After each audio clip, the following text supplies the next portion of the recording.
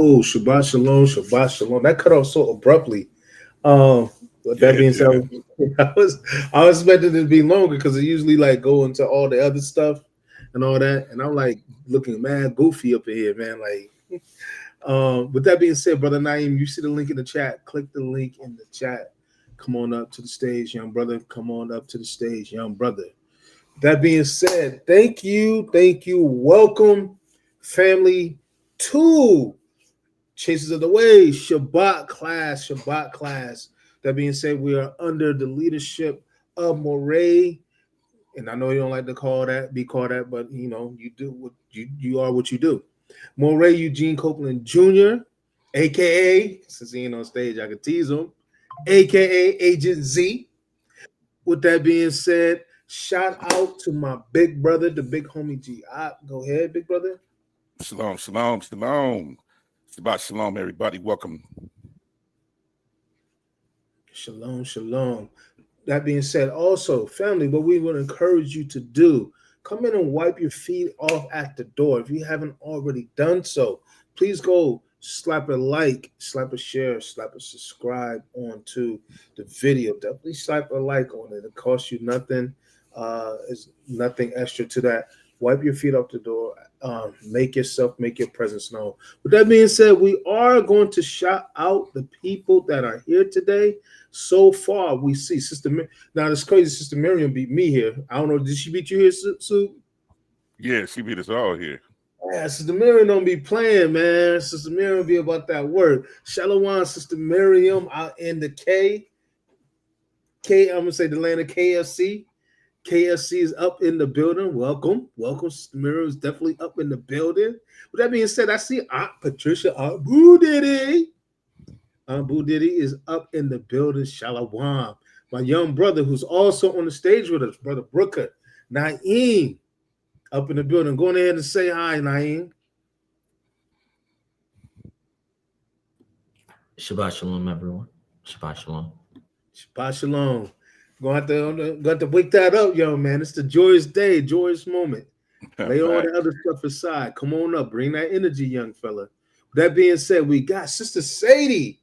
Sister Sadie's definitely up in the building. Much love. Bless you, Sister Sadie. Thank you for your time and fellowship with us. We have Sister Mary from the Great Northwest. She's definitely up in the place to be, up in the building. How you doing, Sister Mary? I'm not even going to tell you coming to the stage. You do see the link. So if you do want to come up on stage, the link is there. With that being said, also, we got one of the other elders in the building. We got Aunt Nancy and Uncle Scrap. Shabbat Shalom, Aunt Nancy and Uncle Scrap. We were supposed to be at their house, but I'm on a downturn. I like what I'm coming out of. Like, I don't know if I still sound as nasally, but I do have a cough. I'm coming out of some stuff. But the rest of my family is now catching it's my fault. So I didn't want to bring that over to the elders, which is why we're not meeting at the elders. I'm not saying that the elders can't handle it, but I definitely didn't want to put them at risk because the rest of my house is getting sick. So with that being said, Shabbat Shalom. Hopefully within the near future, we could definitely come and fellowship at the elders' house, when we get past this bout of whatever's coming through. I know my house, everybody's getting hit with the exception of Imani, but everybody else is catching it. Sister Phillips is in the building. Welcome, Sister Phillips and Brother Phillips, if he's nearby. Welcome. Thank you for joining us this morning. Don't hurt him. That being said, we see Agent Z out in the audience. I'm calling you Agent Z because you out in the audience. So I'm gonna pick with you when you're not on stage. I get to act up when he's not on stage a little bit anyway. I don't act up as bad. But Shalom, shout out to our brother, Moray. Thank you for them lessons. The past 3, was it 3 suit? 3 or 4? It was 3, bro. 3. 3. Shoo.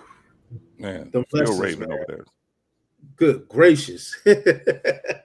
Like them lessons, man. Them lessons is life, man. Then life. Appreciate you. Sister Tasha. Shing. Precepts on deck. Definitely up in the building. Thank you, Sister Tasha, for joining us. We got Moray's wife, CC. What up, big sis? How you doing? Up in the building. Shalom. Ema, everything I read. Chelsea is up in the building. Thank you for fellowshipping with us and joining us. I see my big brother, one of the biggest Ohio State Buckeye fans I know. My big brother, Captain Neil Hooks, in the Shout out place to to Hooks. be. Shout Up out in to the Hooks. building. What up, Captain Love you, Hooks? All praises to the Most High. See, we got everybody. Okay, I said we got Sister. Okay, I'm gonna tear the last name up. I know Sheila, but is it Rochelle? Sister Sheila, we'd love to know where you're from so we can even shout that area out. But Sister Sheila, thank you for joining us up in the building. Thank you for taking the time to fellowship with us. I see my sister, my twin, 2 years and 1 day removed. My sister Kyra, Special K, baby girl, up in the building. Love you like a fat kid. Well, in my case, a fat man, because I am. Love cake, but I love you. I miss my sister. That being said, yes, my beautiful niece, Brianna. What's up, baby girl? In the building. Look forward to breaking bread with you guys here in the near future. I think we're doing it the next time on the 18th. I'll be looking forward to you guys' title and you guys' perspective. I miss our little podcast, our fellowship. So I'm looking forward to that. And I like the fact that, Brianna was one of those that was willing to step out of a comfort zone and do some stuff she's not used to doing, her and a few other young people that are willing to come on and join us. So I appreciate them for that. Yeah, being willing. But before we get started, man, anything that's on your heart, your mind, Big Brother Sue? No, man, I'm ready to hear what the Most High has to say today, as usual. Just encourage the people, man. All praises to the Most High for what he's doing in everybody's life. I pray everybody is healthy, wealthy, and wise. You know what I'm saying? That's my message for today. Just stay focused, people. Don't detour. Stay focused. I ain't never lied about that, because a lot of times we get our eyes off the Christ, off the promise, off the word. We start looking at the waves and we start sinking. Listen, I have an invite to a wedding, and I'm making sure my garments are not spotted or stained. Yes, sir. I have an invite to a wedding that I have to attend. Yes, sir. Yes, sir. That wedding we all need to attend. We all should want to attend. All praises. Yes, sir. All praises. Well, I won't belabor. I won't hold. I'm not gonna say I'm not gonna be long, but I won't continue to do the other stuff to belabor the other stuff just in case I am long. Okay, I will say I did trim some stuff, but there's still a lot of stuff. But we'll see where this goes. That being said, I guess when you talk about our relationship or our connection with the Father, Moray definitely set the table. He definitely set the stage with that. I hear you, brother. I hear you. He definitely set the stage with that. And with that being said, oh shoot. Oh, we shot. Okay, I need to scroll down further. Okay, Sister Rosil's from me. Welcome. Okay. Well, next time we have a in-person gathering, maybe she can join us. But my mother and my father, the highs, the other highs, they up in the building. My fault, parents. I'm tripping. I didn't even scroll down further enough. But Shabbat Shalom. Let's see who else. Did I miss anybody else? Lord, I miss my parents. Okay, I think that's it. All right, let's get into this word, man. Let's get into this word. One thing, like I said, we really appreciate the messages. Man, if you haven't heard the last 3 messages, please, they're on our YouTube. They're on our YouTube. If you have YouTube and you're subscribed to Chasers, excuse me, please take a moment to go and listen to those messages. Play those during the weekend, especially if you don't have a lot of time, and they will help you get through the work day 1, but 2, there's packed and loaded with plenty of revelation and plenty of information. And the reason why that's so important is because when you look at what our brother is bringing out, or what he has brought out even recently, what we're coming to, or what we're getting deeper insight into is the thought processes of our Father. The thought processes of our Father. The things that our Father thinks about, the things that he's desiring and choosing to reveal to us, his children, his called out ones, his set apart ones. So if I could put a question to the chat, if I could put a question to the floor, I would like to know, why do you think the Father wants us to know his thought processes or what it is that he's thinking? Let me see. Let me go ahead and I'm going to play my little Jeopardy tune. But I want to know why y'all would think that the Father would want us to know that. See if we do have it. Do we still have it? There we go. Gonna play that. I'm gonna give it a little bit of time. I want to see some chat participation on this question. Why is it important, or why does the Father want us to know his thought processes?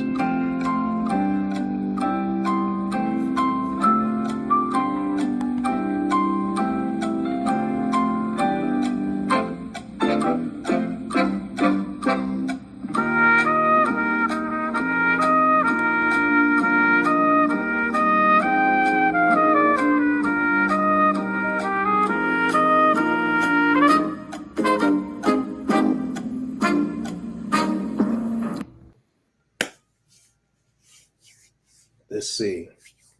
I see my I don't know if it's just my mother, but I see the chiming in from my parents to be like him. Yes. I see Sister Tasha, so that we don't get polluted. Exactly. Brother Brooker, who's on stage with us, he can actually unmute and say the stuff he's saying. But he said, if we know his thoughts, we know him and how he moves and how he acts and his desires.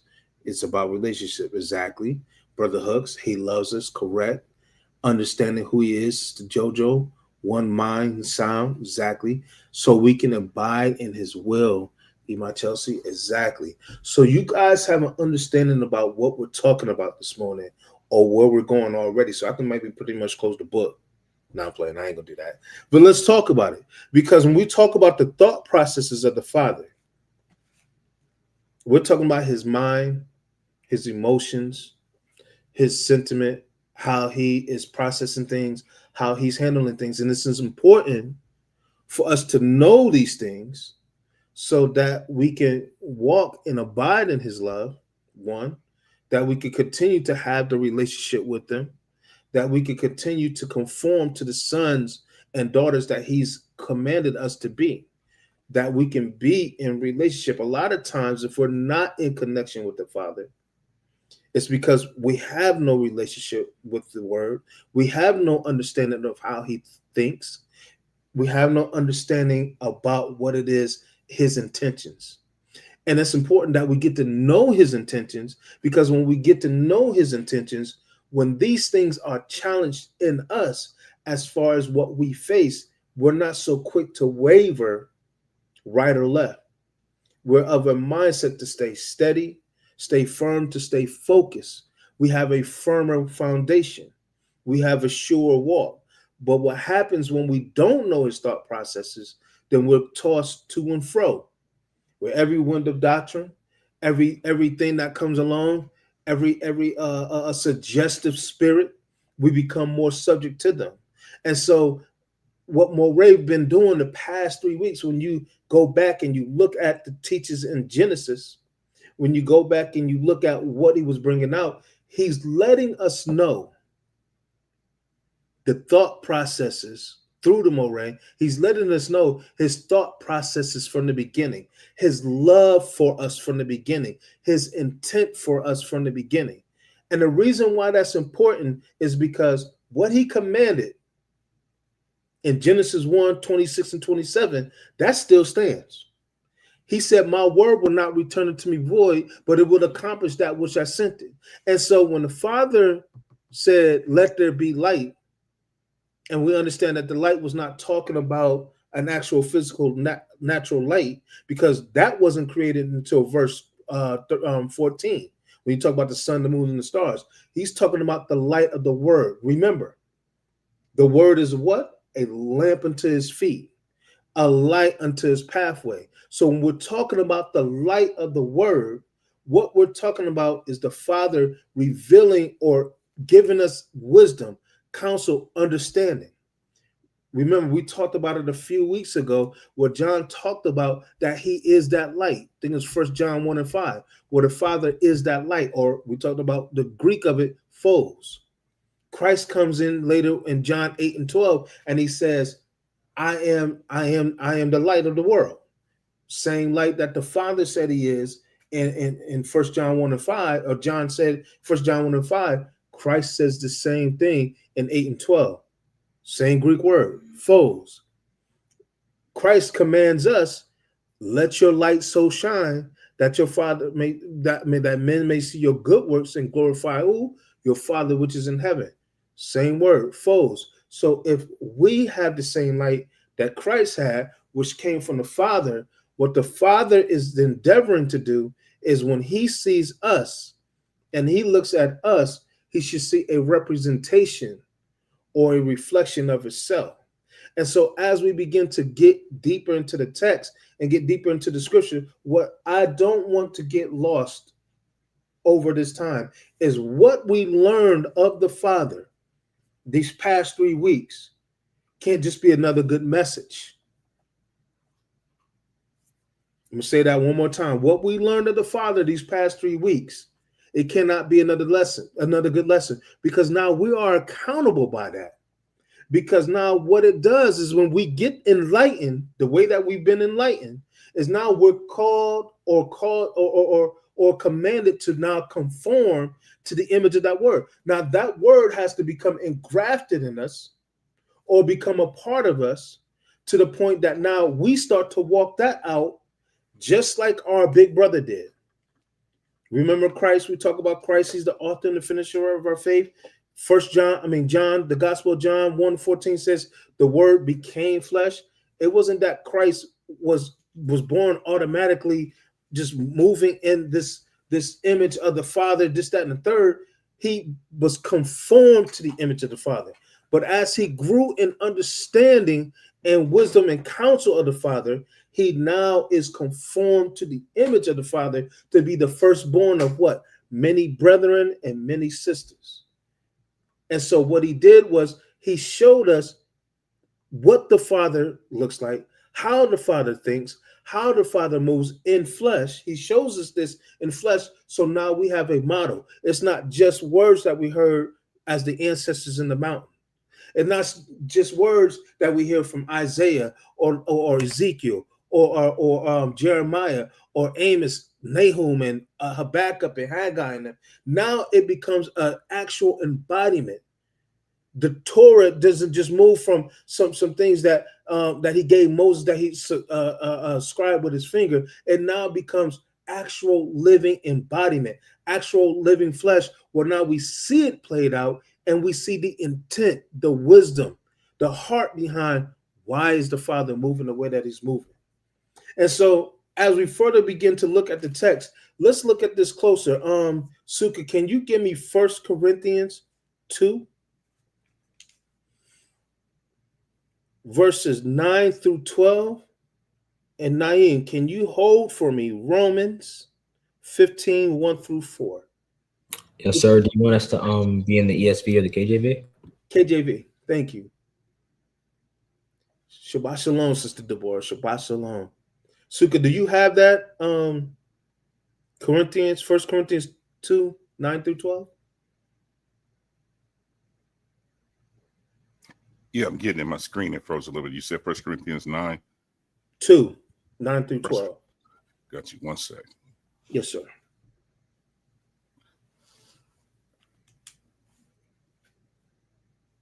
I definitely apologize for my 1 Corinthians 2, 9 to 12. Mm-hmm. And we want the KJV. Yes, sir. But as this is written, 1 Corinthians 2, 9 to 12. But as it is written, eye has not seen nor ear heard, neither has it entered into the heart of man, the things which the Most High has. Brother. Slow down a little bit. You just speeding through this? My bad. Slow down. Go Let's ahead. start it again. Let's start it Yes, again. sir. But as it is written, eye has not seen nor ear heard, neither has it entered into the heart of man, the things which the Most High has prepared for them that love him. Yeah, those things that he has what? Prepared. Prepared. Keep that word in mind, family, as we go through this, because we're talking about a prepared place. The things that the Father has prepared for us. Go ahead. Yes, sir. But the Most High has revealed them unto us by his Ruach. For the Ruach searcheth all things, yea, the deep things of Abba. So this is what we've been endeavoring, or this is what we've been going through the past 3 weeks. When you talk about the understanding, the surface of the text, looking beyond the surface of the text, because on the surface of the text, you see actual creation. But what was the message that the Father was trying to convey through creation? That's what we are now looking beyond. That's what we're now looking past. And we're getting through creation a glimpse at what the Father was talking about or what the Father was meaning. And so when you look through and as you study the scriptures in general, yes, those are actual things that happen. Those are actual events that happen. But we got to understand, and I'm getting ahead of myself a little bit, that we can't just look at these things as surface things. There's a meaning or an understanding behind it. And I'm not ever telling you to study the scriptures to get those things. We're just reading this right now where it says the Spirit has to reveal them. You don't just go and open the scriptures and look at what Moray brought out last week, the week before, and the week before, and say, okay, let me dive in deeper and look at that. No, the Spirit has to reveal that. Once the Spirit reveals it, then that means it gives us deeper understanding, a deeper appreciation, a deeper knowledge of the Father that gets us in position to do what? To be the sons and daughters that he said be. Go ahead, big brother.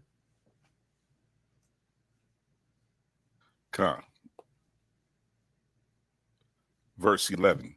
Yes, but sir. what man knoweth the things of a man, save the spirit of man, which is in him? Even so, the things of the Most High knoweth no man, but the Spirit of the Most High. Yes, sir. Now we have received not the spirit of the world, but the Spirit which is of the Most High, that we might know the things that are freely given to us of Abba. Stop right there. Okay. Stop right there. Naeem, you got that Romans? Yes, sir, I do. Go ahead. Romans 15, 1 through 4. Yes, sir. We then that are strong ought to bear the infirmities of the weak and not to please ourselves. Let every one of us please his neighbor for his good to edification. For even Christ pleases not himself, but as it is written, the reproaches of them that reproached thee fell on me. For whatsoever things were written aforetime were written for our learning, that we through patience and comfort of the scriptures might have hope. So we are going to face obviously some challenges, whether it's challenges that we face directly or whether it's challenges that we face or that we see the people that we love face. But we talk about whether we got to deal with our own infirmities or bear one another's infirmities. The bottom line is, just like Christ bared our infirmities, so must we be in position to help bear one another. And so Paul goes on to say in this letter, those things that are written aforetime are written for our learning. We're going to go to these things aforetime because we go through some things in this life. We go through some challenges in this life. We face obstacles in this life. But it's all working for a divine plan. It's all working for the Father to do what it is that he always set out to do. He always has us in mind. When you look at creation from the beginning, everything that he said that he did was good. So when we look at the things that we face, the challenges that we face, the things that when the world was in confusion and void and formless, without, there's a reason why that kind of language is used to describe the beginning. Because now when the Father says, let there be, and certain things came to pass, ultimately what ends up happening is the Father then in turn works a lot of stuff out for us. We're gonna get to it. I'm gonna get to it, just setting some groundwork. Give me Jeremiah 29 and 11, Soup. And Naeem, can you hold Isaiah 55, 6 through 9? Suka, give me Jeremiah 29 and 11. Yes, sir. Coming right up. Yes, sir.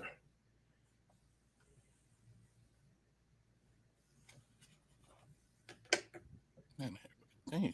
Remember, these things that are written aforetime are written for our learning, family. Jeremiah 29 and 11. Mm-hmm. Familiar For passage. I know, yeah, very soon. For I know the thoughts that I think towards you, said the Most High, thoughts of peace and not of evil, to give you an expected end. The beautiful part about this verse is these things that are written aforetime are written for our learning. When Jeremiah was given this word, when Jeremiah was given this specific prophecy, where was Jeremiah at? Does anybody here on the stage know? Do you know, big brother? Where was Jeremiah at? What was the ancestors going through? They were what? Captivity. So the Father is saying in the captivity, but I know the thoughts I think towards you, thoughts of peace and not of evil, to give you an expect. So his thoughts, his end result, while you're in captivity, thoughts of peace and not of evil, to give you an expected end. Remember, we're talking about a prepared place. So it looked down right now. It looked bad right now.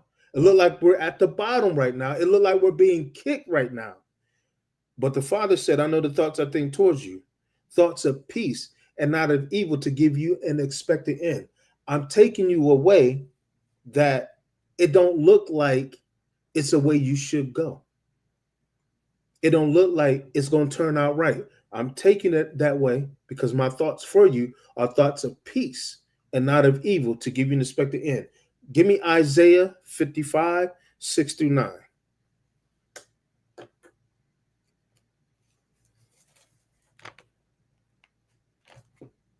Yes, sir. All right, Isaiah 55, 6 through 9. Seek the Lord while he may be found. Say what? Seek the Lord while he may be found. Be upon him while he is near. Yes, sir. Let the wicked forsake his way, and the unrighteous man his, and let him return thoughts. And let him return unto the Lord, and he will have mercy. And to our God, for he will abundantly. You having some technical issues, like you're going in and out, Naeem.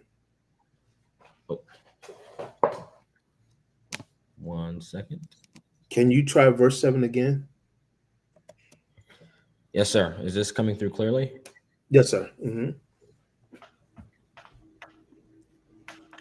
Okay. Let the wicked forsake his way, and the unrighteous man his thoughts. The unrighteous man his thoughts. Go ahead, because we're talking about the mind of the Father. The Father said, I know the thoughts I think towards you, thoughts of peace. Go ahead. And let him return unto the Lord, and he will have mercy upon him. And to our God, for he will abundantly pardon. For my thoughts are not your thoughts, neither are your ways my ways, saith the Lord. So the ways that he is moving, he's saying the way that I'm going to do it, it ain't your way. I'm not going to move in the way that you think I'm moving in. You don't even know how I'm moving. Go ahead. For as the heavens are higher than the earth, so are my ways higher than your ways, and my thoughts than your thoughts. Remember that, because we're talking about a prepared place. The Father is in the process of preparing some things for us. Let me go ahead and I'm going to grab real quick Psalms 92, verses 1 through 6. Suka, I need you to hold Romans 8 and 28. And Naeem, you grab John, the Gospel John, chapter 5, hold 16 and 17. I'm going to go ahead and grab Psalms 92, verses 1 through 6.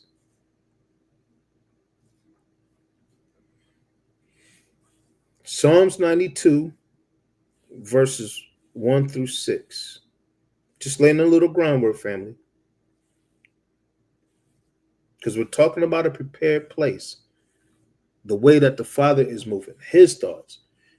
Psalms 92, verses 1 through 6, and it says, it is a good thing to give thanks unto the Most High, and to sing his praises unto thy name, O Most High, to show forth thy loving kindness in the morning, and thy faithfulness every night, upon an instrument of 10 strings, and upon the psaltery, and upon the harp, and a solemn sound. For the Most High have made me glad through thy work. I will triumph in the work of thy hands. O Lord, how great is thy work, and thy thoughts are very deep. A brutish or a foolish man, or the Hebrew even say a stupid man, knoweth not, neither does a fool understand this. Again, I'm going to read 5 and 6. O Lord, how great are thy works. So the Father is doing what? He's working. Let me get to that. How great are thy works, and thy thoughts are very deep. O brutish man, knoweth not, neither a brutish man knoweth not, neither doth a fool understand this. So that's why we look foolish for everybody else, because as you serve the Most High, there's going to come persecution. We just read that in Ecclesiasticus, where it said, prepare your heart for persecution if you're going to serve the Father. So if you're going to serve the Father, just like they made fools, he had the prophets doing things that they look foolish. Like one time a prophet had to lay on his side, one side for like 390 days or something to that effect, and then lay on another side for another 60 plus days. Or sometimes they had to deal with dung and all this other stuff. There are things that are going on where it looks foolish for you to walk according to his way. It looks foolish for you to walk according to his ordinances. It looks foolish of you or stupid of you in the eyes of the world to not respond to certain things. It looks stupid of you to take the approach that you take when dealing with conflict with people who are perceived to be your enemy, but yet you turn the other cheek. And I don't mean let somebody put hands on you. I'm saying, well, you just don't address a lot of nonsense. You don't have to get your get back, etc. It looks foolish of you, because in the world operates in that way. But the Father says the works of his hands are great, and his thoughts are very deep. So the way that he's having us move and the way that he's taking us is going to be different than everybody else. Suka, go ahead and give me, I think it's on the 8 and 28. Yes, sir. Romans 8 and 28. Mm-hmm. And we know that all things work together for good to them that love the Most High, to them who are called according to his purpose. That all things work to everything. That means the good works together, the foolish moments work together, the great moments work together. But he said all things work together for the good of them that love the Most High and are of the called according to his purpose. This is important, because before we get to the next verse, what you have to understand is they are working. The Father has been working. From the time he said, let there be light, the Father has been working. The Father hasn't gotten to the point, even though we understand according to Isaiah 46 and 10, that he called the end from the beginning. And there's going to be a time where the Father will rest. But we understand that because of the condition of this world, the condition of man, the Father hasn't rested. The Father has been working.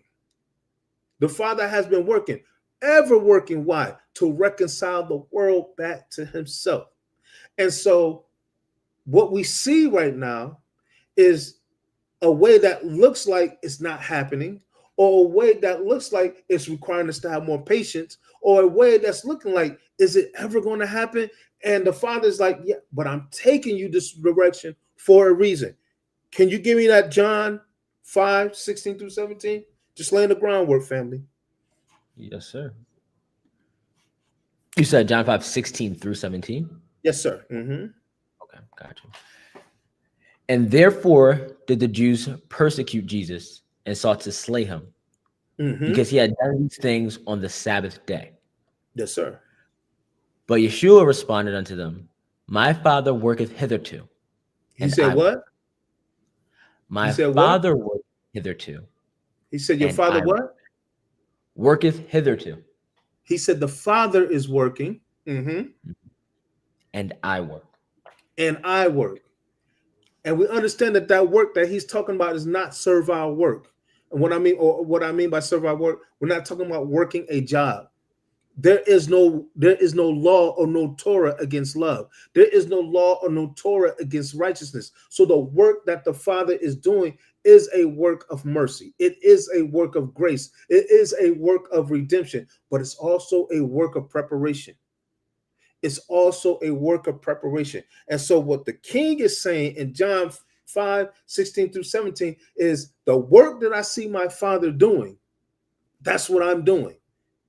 That's what I'm doing. And so we're going to get to it. I don't want to get ahead of myself. I got to make sure I don't get ahead of myself. But having laid the groundwork, the Father is working and the king is working. Even to this day, they're both still working. The king just said, because I see my Father working, that's the work that I'm doing. And so when we look at the text, and we're going to get to the main text, the text that I have in mind, or the main thought I have in mind, what we're going to see is not the transition or the way that the Father has selected or the way that the Father has chosen in order for us to be in this prepared place that he's moving us towards. Give me John 14, 1 through 4, Sukkah. John chapter 14, 1 through 4. That's what the king said. John, read it slow, I'm gonna jump in on you. Read it slow, I'm gonna jump in on you. John chapter 4, verses 1 through 4. Let not your heart be troubled. Ye believe in Yah, believe also in me. So this should tell you something. First verse right out. Don't let your heart be troubled. So the king is telling us first and foremost, don't. So that means that we're going to go through some stuff that if we don't understand what's going on or how the Father is moving, he said, or how he's moving, he said, let not your heart be troubled. So we're going to go through some stuff that's going to trouble our heart if we let it. So it's two things that we should take from this verse. One, we're going to be faced with challenges. But two, the fact that we're going to be faced with challenges, we have the power to either let it disturb our peace or not let it disturb our peace. But the ball is in our court from this point on, because he said, let not your heart be troubled. Like the Father said in the beginning, let there be light. The king is saying, let not your heart be troubled. This is important because we're going to go through some stuff. Go ahead, Sue. Verse 2. In my Father's house are many mansions. If it were not so, I would have told you. Sorry, excuse me. I go to prepare a place for you. And if I go and prepare a place for you, I will come again and receive you unto myself, that where I am, there ye may be also. And whither I go, ye know, and the way ye know. Stop right there.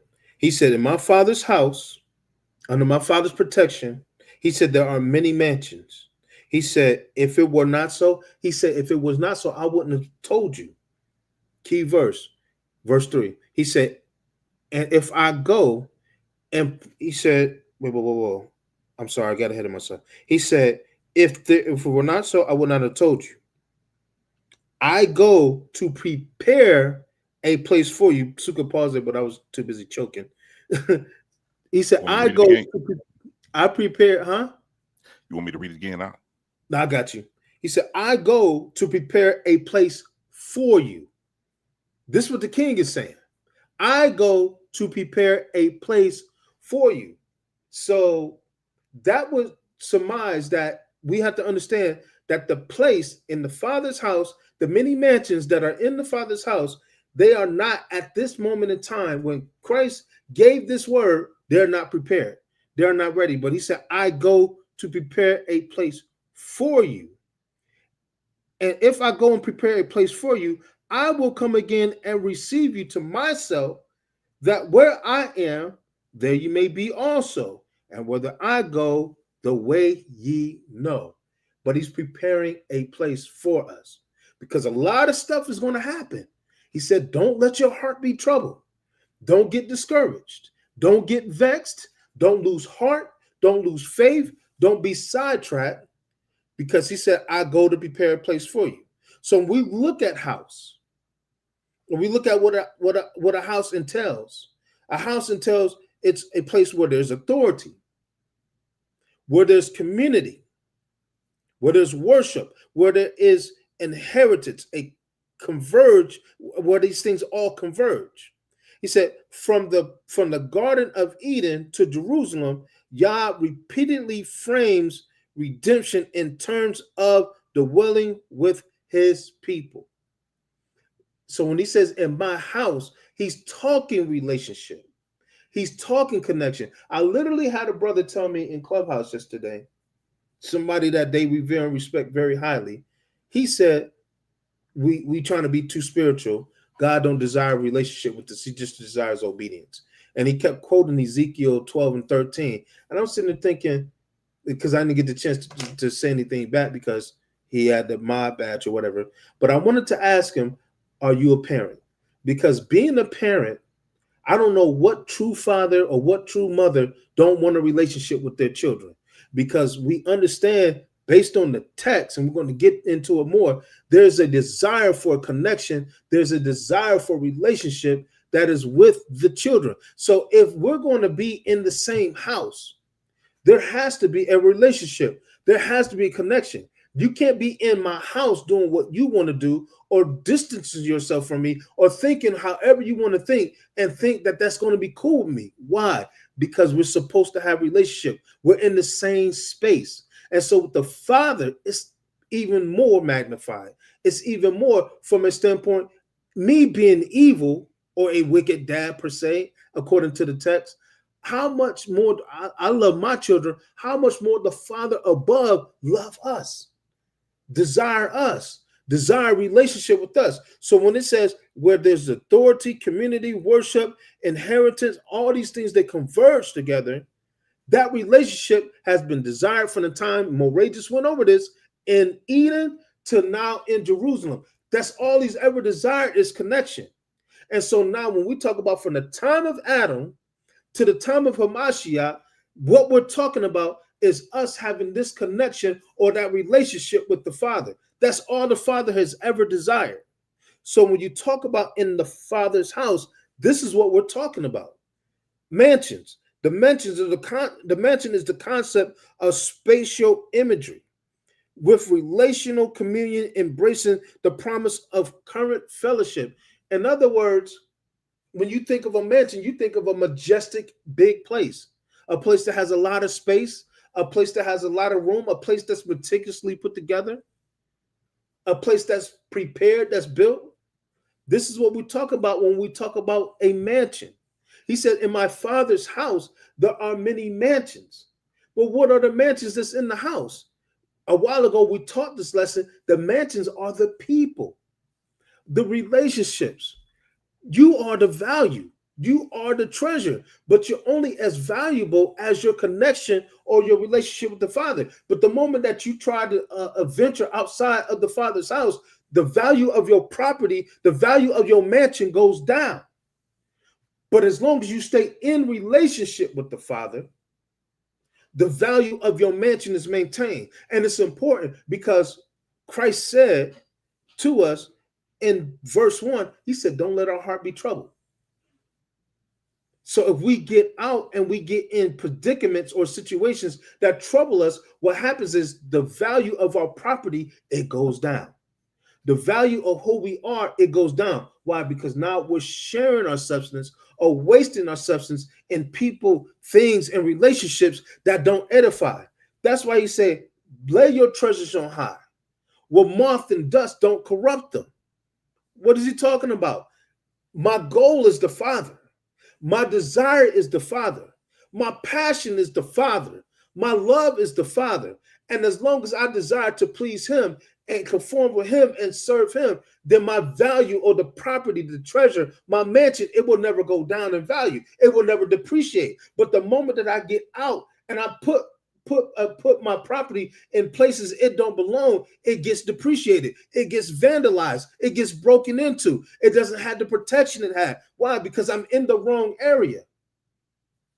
We know how it is in real life.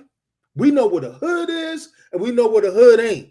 And when you ain't in those hoods, you know you can get away with leaving your car unlocked. You can get away with leaving your door unlocked when you in certain neighborhoods. But when you're not in the right neighborhoods, you know that you can take all the precautions. You can have bars on the windows. You can have the the alarm on the car. You can have the what's those things? They got the little things, the cameras at the doorbell and everything. And people can still break in your house. People will still jack you for your stuff. People will still take your substance. Why? Because you put your mansion in the wrong place. Remember, Psalms 91, they that dwell in the secret place of the Most High shall abide under the shadow of the Almighty. In his house, we are under his authority. In his house, we are under his protection. In his house, our mansion is guarded. Our mansion remains valuable. Our mansion remains protected. This is what the mansion represents. Prepare to take or to make ready deliberate provision for the appointed purpose. Unfolds the process of the redemptive history to the promise, from the promise to the consummation. That's important. From the promise to the consummation. So when Christ says, I go to prepare a place for you, Christ is only following the example of the Most High. Let's go look at it. Suka, give me Exodus 23. Verses 22 through 30. Exodus 23, verses 22 through 30.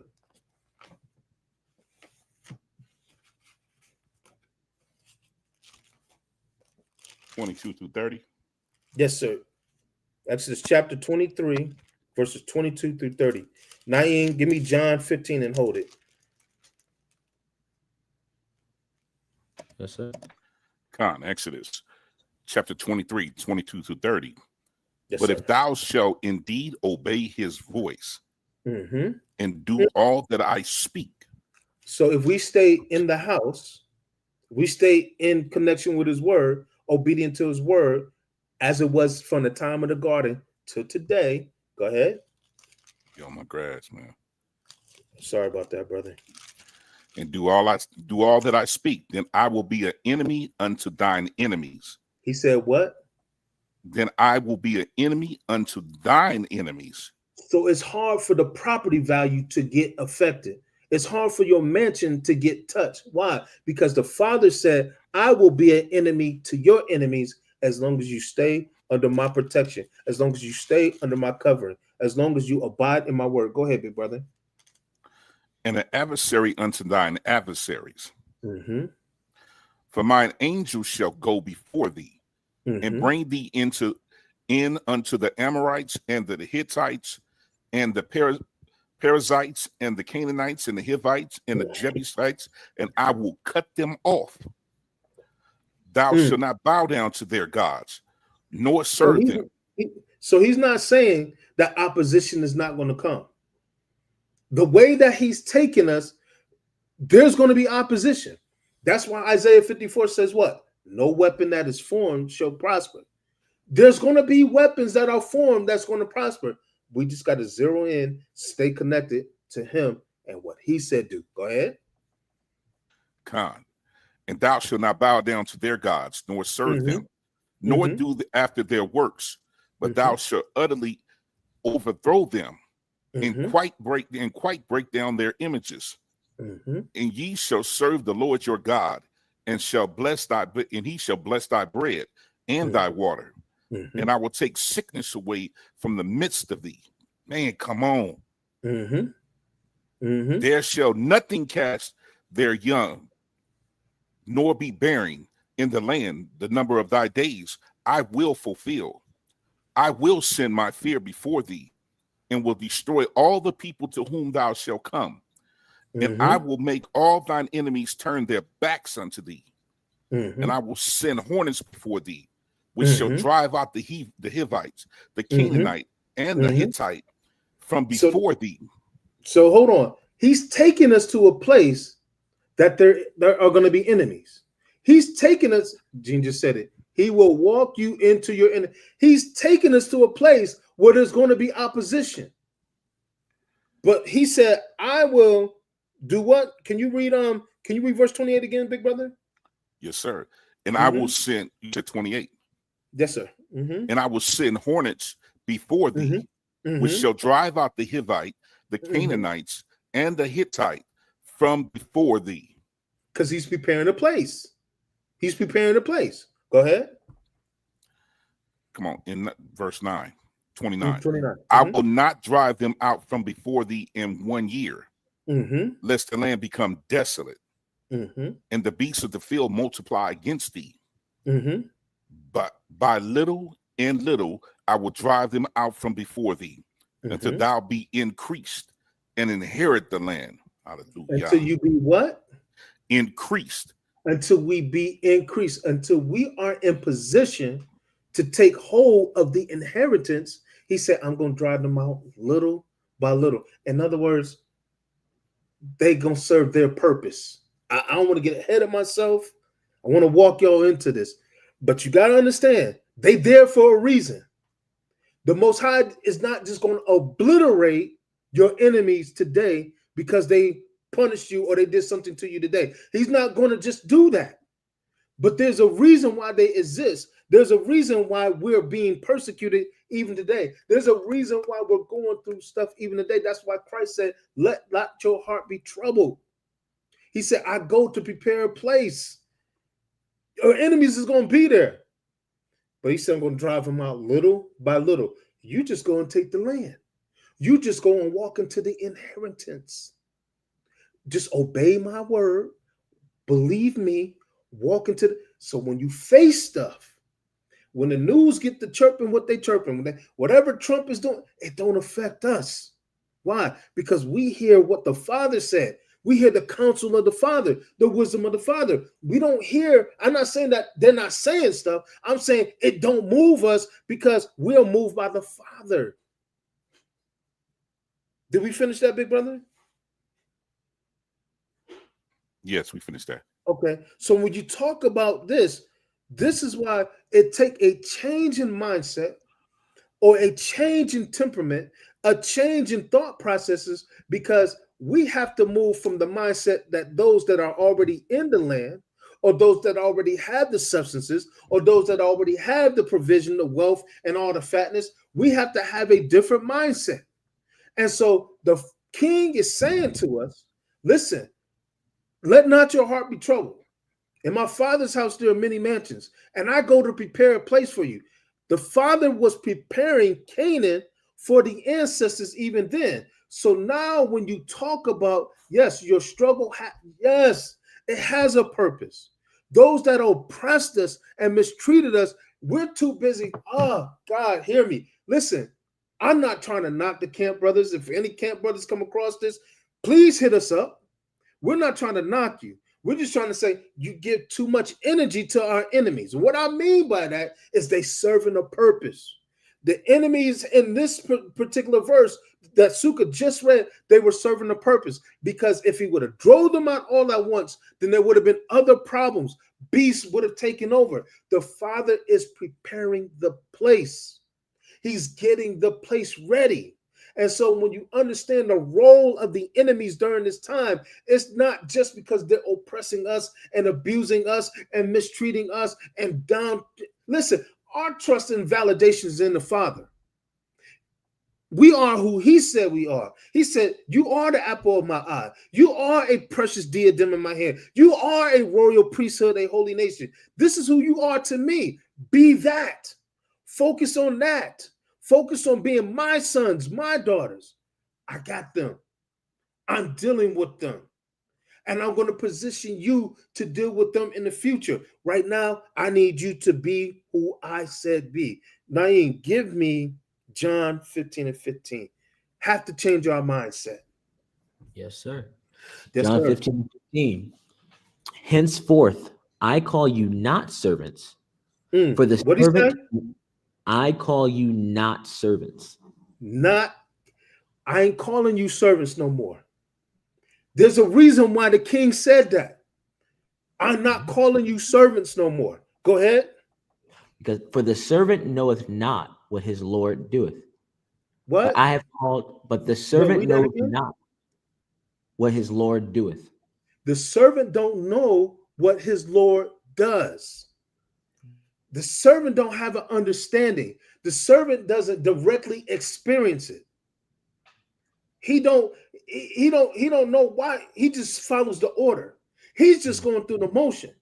Right. Go ahead, Naeem. But I have called you friends. I called you what? Friends. Mm-hmm. For all things that I have heard of my Father, I have made known unto you. He said, Christ said, read that last part again, Naeem. Yes, sir. For all things I have heard of my Father, I have made known unto you. He said, all things that I have heard of my Father, I have made known unto you. He said, our job is to obey while yes, that's our job, to be. God, you in the house, you already know, Moray, you in the house. Yes, Imam Chelsea, Abba is purposeful, strategic. Yes.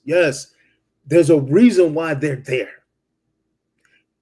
Christ is saying now we have to have a different mindset. So we can't live day to day as if we don't have a hope. We can't live day to day as if there's not a word. We can't live day to day as if there's not a prophecy. We can't live like there's no understanding. Remember, if we have the Ruach HaKodesh, if we have the Spirit is the revealer of all things. Sukkah just read it in 1 Corinthians 2nd chapter. He just read it. We're going through some stuff. We're suffering some things, which is why the king said, let not your heart be troubled. We're going through some stuff because the Father is preparing some things for us. Give me Genesis. No. I'm sorry. Now, you know what? Sukkah, you give me Genesis 13, 14 through 17 and hold it. Now, give me Isaiah 41:8. And I'm going to go ahead and grab James 2, 21 through 23. Give me Isaiah 41:8, Naeem. Sukkah, hold Genesis 13, 14 through 17. Go ahead, Naeem. When you got that, read it. Isaiah 41:8. But thou, Israel, 41:8. But thou, Israel, art my servant. Jacob, whom I have chosen, the seed of Abraham, my friend. What did he say about Abraham? Abraham, my friend. Read that again. Yes, sir. But thou, Israel, art my servant. Jacob, whom I have chosen, the seed of Abraham, my friend. The seed, we are the seed of Abraham. And Abraham is called who? My friend. A friend of the Father. A friend of the Most High. Let me give you James 21 through 23. And it says, I want to make sure I get the right verses. Okay. Was not Abraham, our father, justified by works when he offered Isaac his son upon the altar? Seest thou how faith wrought with works, and by works was faith made perfect? And the scripture was fulfilled, which saith, Abraham believed the Most High, and it was imputed unto him for righteousness, and he was called the friend of the Most High. So now when Christ says, I no longer call you servant, remember, the first time that we were saved out of Egypt, we were saved out of Egypt with the understanding that we were to what? Go and serve. Well, the Most High always desired a closeness with us. But when we look at Exodus 19 and the mountain got shaken and there was fire on the mountain, what did we tell Moses? Our ancestors told Moses, no, we don't want to come nigh. We'll hear him through you. So in other words, they rejected the Father even then. The Father was desiring relationship with them then. The Father's like, man, I did all of this. I delivered them from Egypt. I sent incredible plagues to them. I showed them that the Egyptian gods have nothing on me. When it came to the Red Sea, I parted it. When it came that they needed food, I gave them manna from heaven. They didn't grow it. I delivered them. I fed them. I provided for them. I did all this stuff. I'm introducing myself to them. And the first thing they say to me is, we'll stay away from you. We'll hear you through Moses. They didn't desire a relationship. So you have people, even in Israel, who are content with, hey, as long as I keep the law, statutes, and commandments, as long as I got the fringes on, as long as I got the head wrap on, and I'm not knocking any of that, they don't have an understanding as to why. That's why when Naeem read, or was it Sukkah or Naeem, one of them read, I think it's John 15, he said, a servant does not know his master's doing. He don't know. He can't understand it. And so because he doesn't understand it, he's not a friend. But he said, I call you a friend. I desire relationship with you. We rejected him in the book. I think it's the book of Judges, when we wanted to be like all the other kings. Let's have a king. All the other nations. Let's have a king. God told Samuel, no, they didn't reject you. They rejected me. I wanted to be a king to them. But the Father already knew we were going to get out and follow customs, ways, and practices of the other nations. We were drawn away by the other nations. But this was all part of the plan. Why? Because the Father this whole time was preparing. And so now when the king comes into the picture, he says, I do what I see my Father do. I'm moving how I see my Father move. And the king is preparing a place for us, just like he saw the Father do for the ancestors. Because he said, I no longer call you servants, but I call you friend. Give me Genesis. Let's look at Abraham, our father. Give me Genesis 14 through 17, Suk.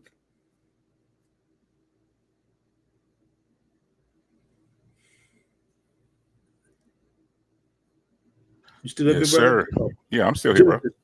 Chapter 13, verses 14 through 17. Come right here. 14 through 17. And the Lord said unto Abram, after that Lot was separated from him, lift up now thine eyes and look from the place where thou art northward, and southward, and eastward, and westward. For all the land which thou seest, to thee will I give it, and to thy seed forever. And I will make thy seed as the dust of the earth, so that if a man can number the dust of the earth, then shall thy seed also be numbered. He said, I will make thy seed as the dust of the earth. God. Go ahead. Verse 17.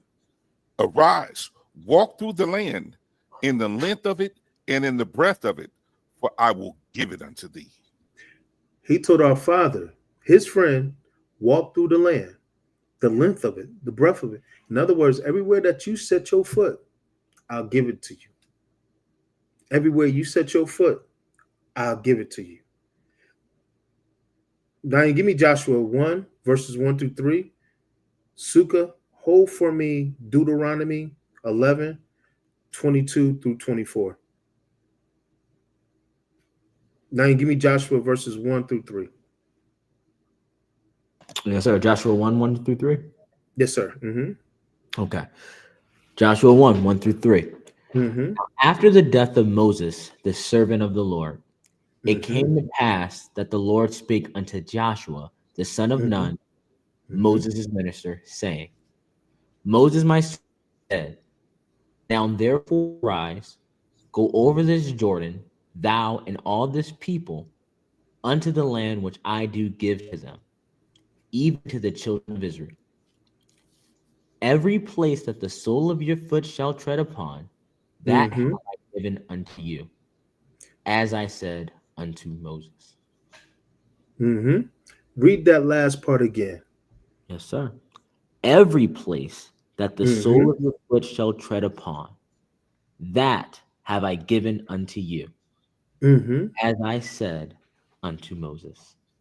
Every place that he this is what he said to the ancestors. These people who are descendants of Abraham, he said to them, every place that I've given you, he said, every place that the sole of your feet have treaded, y'all should see where I'm going right now. Every place that the sole of your feet have treaded, I've given unto you. Go ahead, Sue. Give me Deuteronomy 11, 22 through 24. God.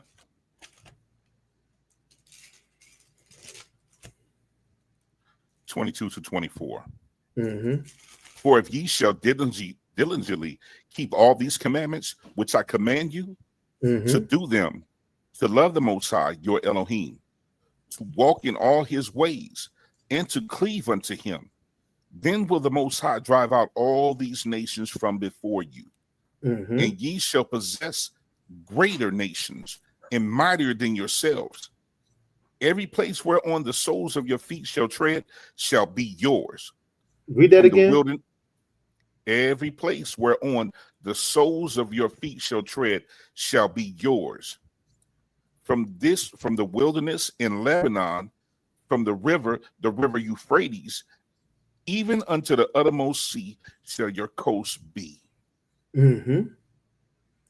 Every place that the soles of your feet shall tread. That's twice he said that. Isn't that the same thing that he told our father Abraham? Everywhere that the sole of your feet have tread, he said, look here, look to the north, look to the south, look to the east, look to the west. Every place that the sole of your feet shall tread, I have given it to you. He's talking about the land. But he said, everywhere that the sole of your feet shall tread. So you got to understand that the Father has a covenant with Abraham. And that covenant with Abraham, because Abraham's obedience, Abraham received the title, he's a friend of the Most High. So now Christ comes into the picture and he says, I no longer call you servant, but I call you friend, because you understand we're being drawn to a closer, a tighter relationship with the Most High. This is important because if we're now a friend of the Most High, moving under the Abrahamic covenant, everywhere, like our forefather, that we set feet, what is the Father saying to us? Sukkah, what is the Father saying to us? He said, there shall no man be able to stand before you. For the Most High, your Elohim, shall lay the fear of you and the dread of you upon all the land that ye shall tread upon, as he has said unto you.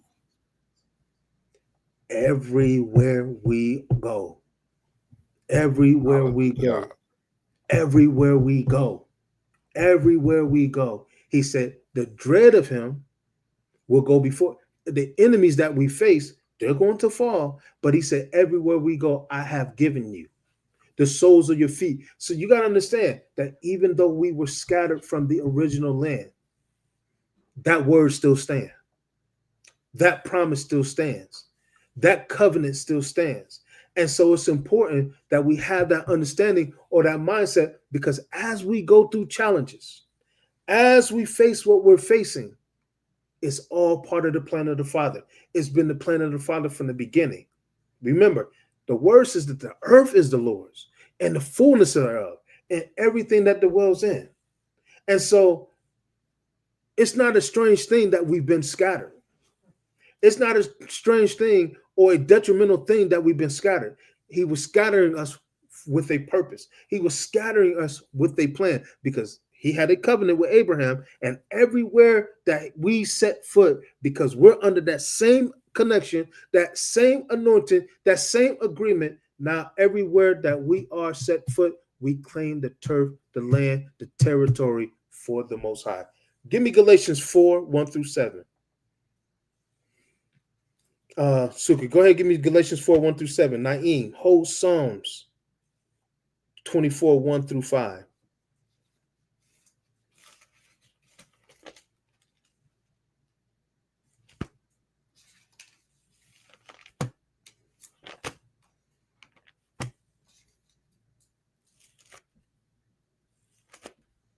Galatians 4, 1 through 7.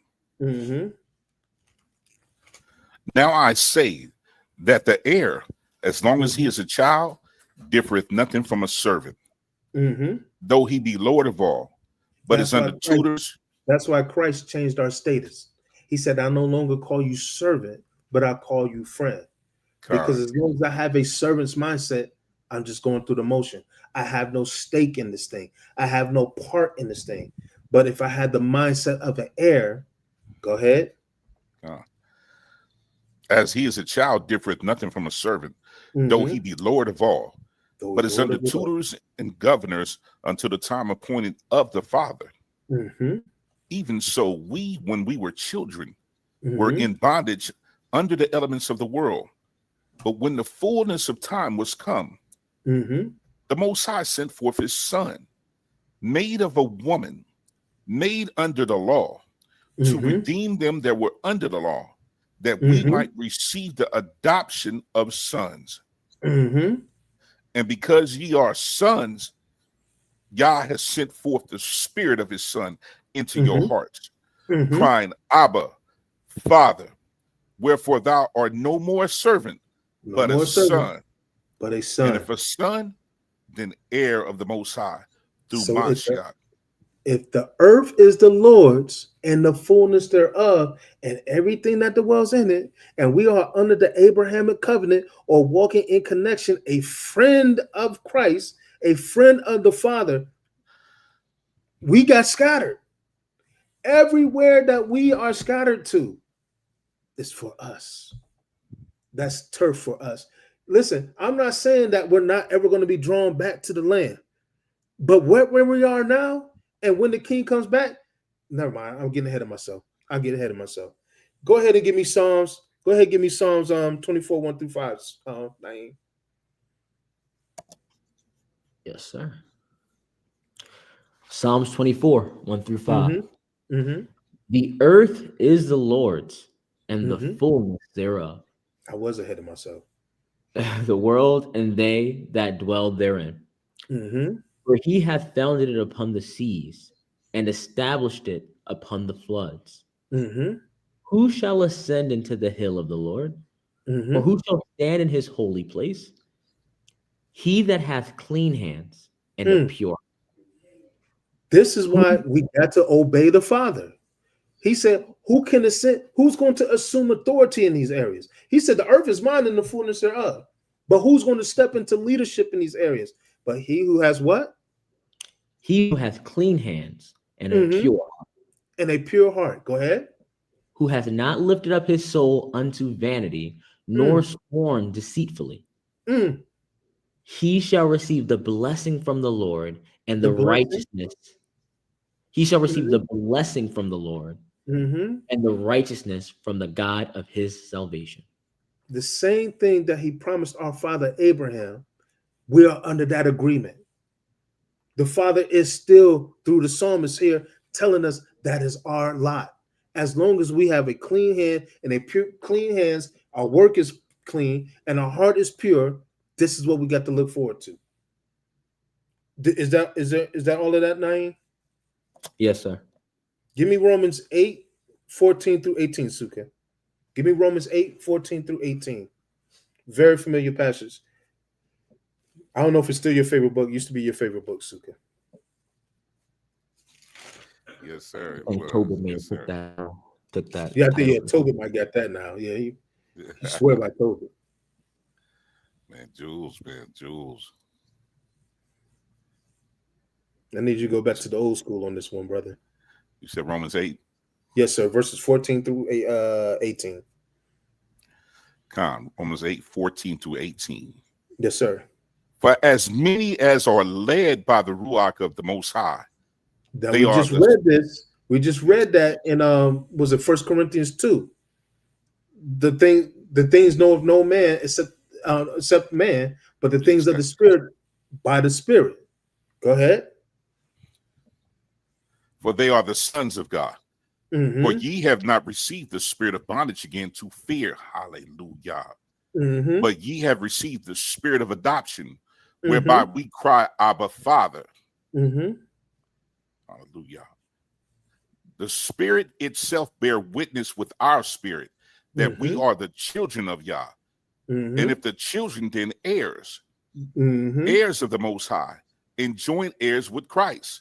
If so be that we suffer with him, that we may be also glorified together.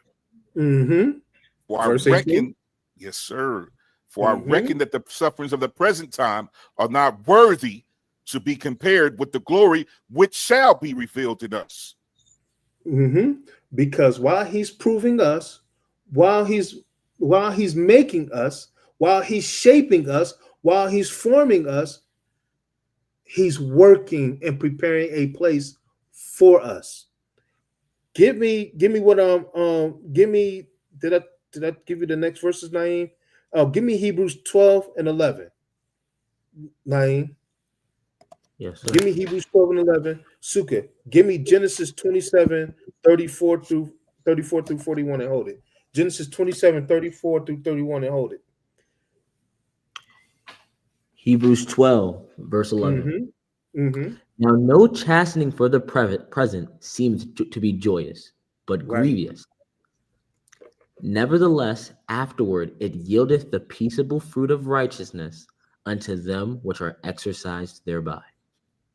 Remember, we just read in Jeremiah 29 and 11, he said, I know the thoughts I think towards you, that these are thoughts of peace and not of evil, to give you an expected end. Naeem, can you read Hebrews 12 and 11 one more time? Yes, sir. Now, no chastening for the present seems to be joyous, but grievous. Nevertheless, afterward it yieldeth the peaceable fruit of righteousness unto them who are exercised thereby.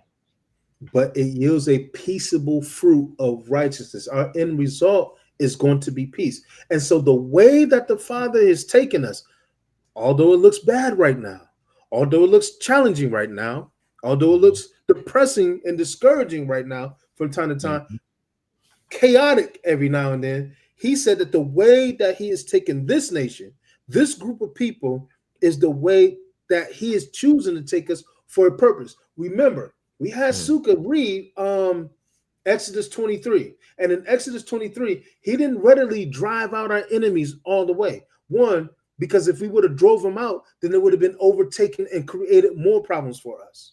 It would have created different challenges for us. But the way that the Father is taking us is the way that's ultimately going to set us up for success. Let's really get into it. And I promise you, I think I'm almost done. But let us get into this a little bit more, because now we're about to see what it is and why we're going the way that we're going, and why we go through what we're going through, and why it look like our enemies are prevailing, but it's actually working out for us. Sukkah, give me Genesis 27, 34 through 41. Please pay attention to this, family. Please pay attention to this. Genesis 27, 34 through 41. Yes, sir. Salaki, my screen. 1 second. I'm trying to fix this now. Genesis 27, 34 through 41. In the meantime, while we're working on that, 9, can you give me Proverbs 13 and whole verse 15? It said 37 to 41. And also whole verse 22. In Genesis 27? Yeah, Genesis 27. Give me 34 through 41. I think that should be the right one. I think that's according to my notes.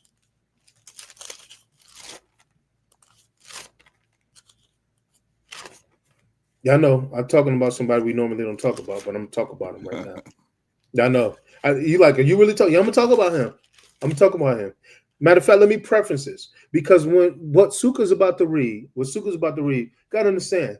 The word says that there was two manner of people in the womb of our mother Rebecca, of our foremother Rebecca. Two manner of people. Two manner of people.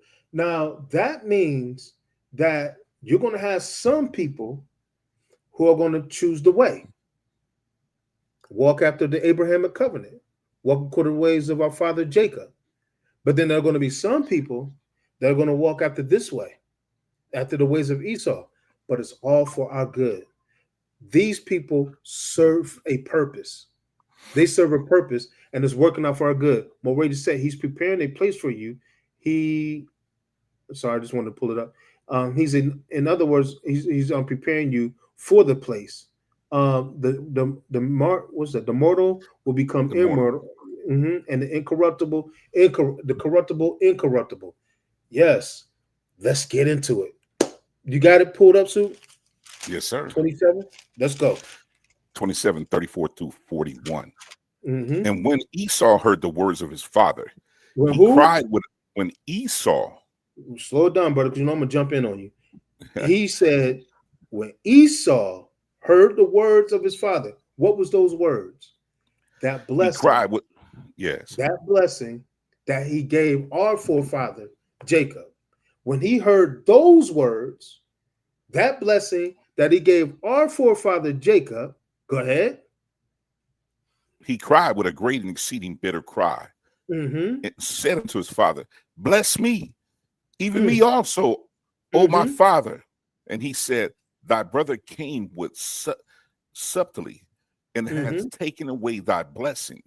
And he said, is not he rightly named Jacob?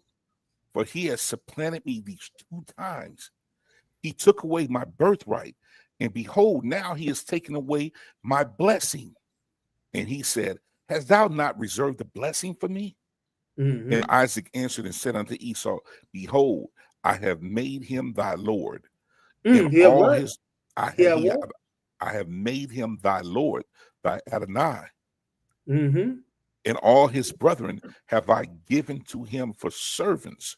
Wait, what? Wait, time out. Yeah. What did he say about our forefather Jacob? He said, I have made him thy Lord. I made him thy Lord. And all his brethren. Have I given to him for servants. So he has made Jacob, our forefather, Lord over who? Esau. Yes. And his brethren. And his brethren, because remember, they only had 2 brothers. They only had each other. So these other people that he's talking about, they got to be other nations or other group of people. Remember, it was only Jacob and Esau. So all these brethren that he's talking about are going to be great people who cleave unto us as we obey the Father, as we walk in connection with the Father, as we walk in obedience to the Father. So we're going to be Lord over Esau and our brethren. Go ahead. And Esau said unto his father, no, it's Salaki. And with corn and wine have I sustained him.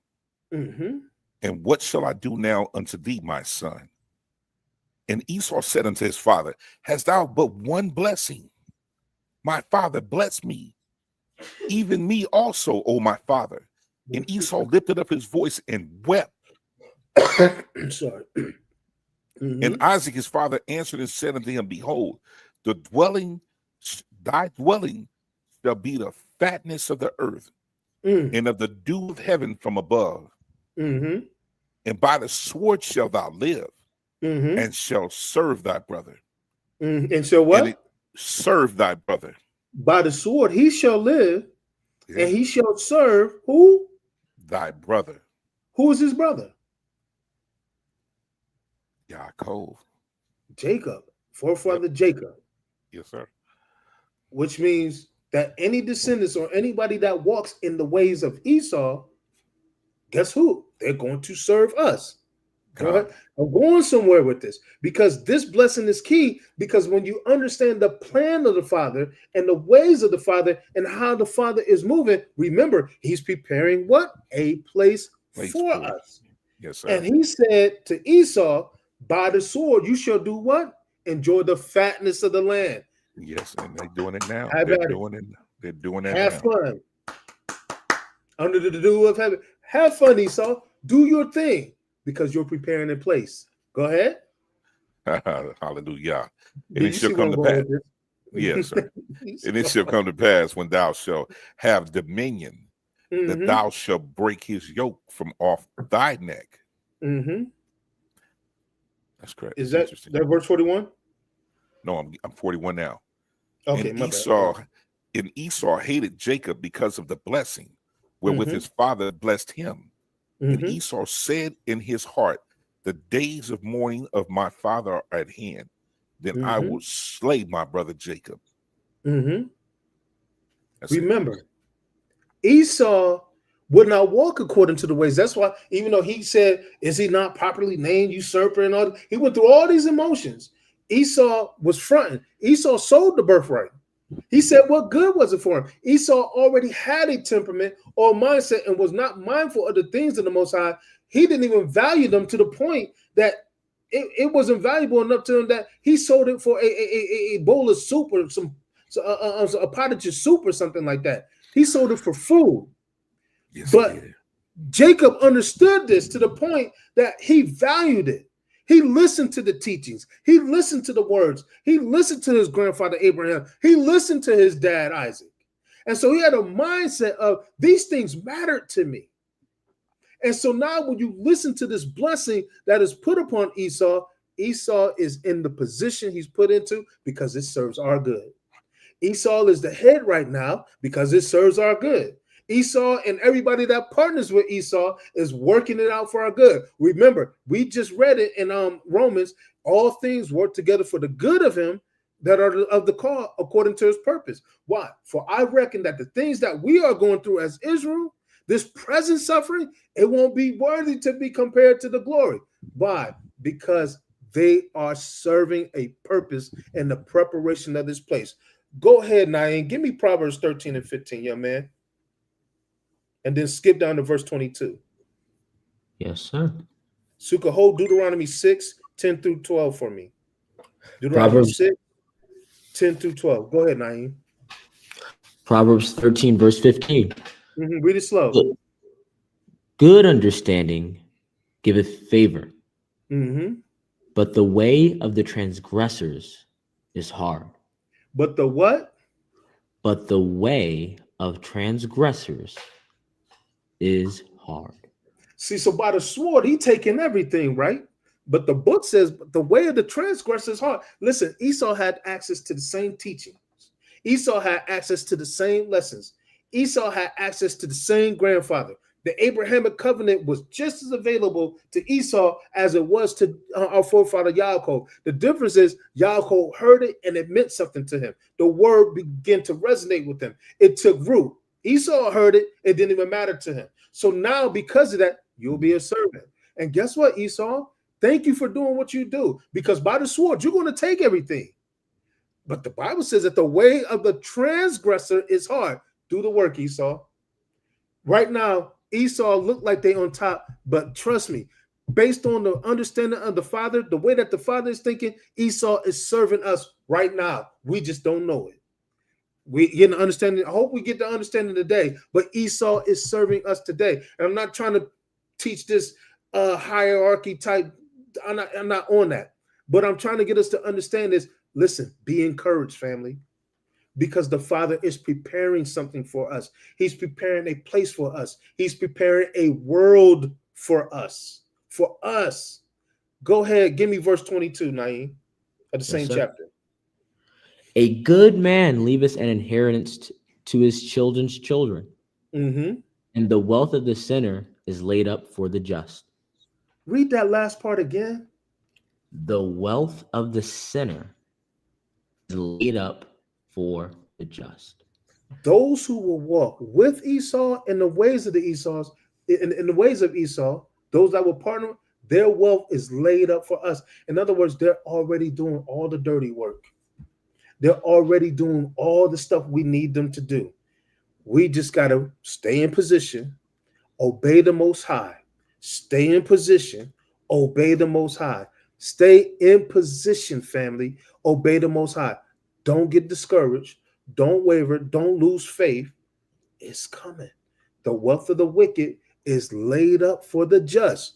Go ahead, Suka. Give me Deuteronomy 6, 10 through 12. Naeem, give me Joshua 24, 11 through 13. Hold that. Go ahead, big brother. And it shall be when the Most High Elohim shall have brought thee into the land which he sware unto thy fathers, to Abraham, to Isaac, and to Jacob, to give thee great and goodly cities, which thou buildest not. Great and goodly. Give you great and goodly cities. To give us great and goodly cities that we did what? Buildest not. We didn't build these cities. Not at all. We ain't build these cities. Go ahead. Yes, sir. And houses full of all good things. And what? Houses filled with all good things. I hope y'all understand what I'm getting at. Listen, it look good right now, but we just read it in Proverbs 13. Listen, the wealth of the wicked is laid up for who? The righteous. The just. Listen, they're doing all the hard work. Listen, we just got to get there.